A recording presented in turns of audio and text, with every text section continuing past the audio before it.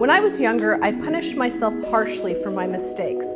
I spoke to myself in a way I would never have spoken to another human being. Treat yourself with at least as much dignity and respect as you would treat another human being.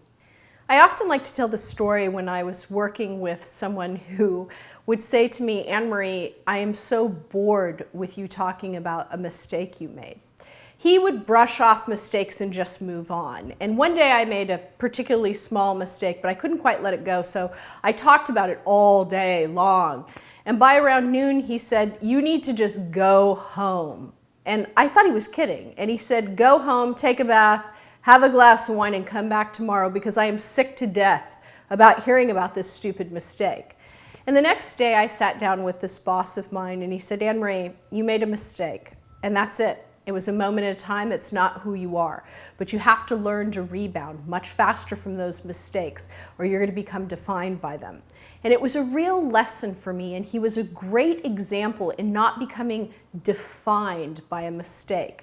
You're going to make a million mistakes, from typos in emails to typos in marketing material to a bad financial decision or a bad partnership. What you have to do is take each one of those mistakes and see it as a lesson and an education rather than a defining moment of your character, because truly it's not. You're going to make mistakes over and over and over again. And the key is not to make the same mistakes. Now that's a different conversation. But when you make a brand new mistake, you really have to see it as an education and an opportunity to be better, to strive for excellence.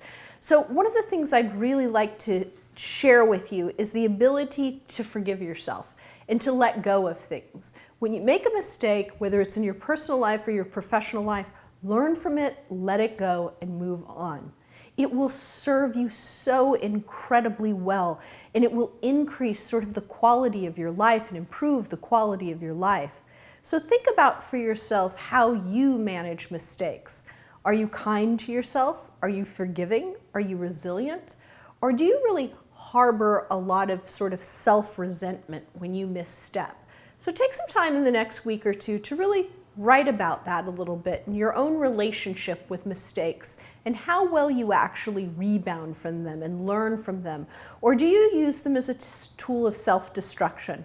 And if so, reevaluate, and redefine your relationship with mistakes and with missteps.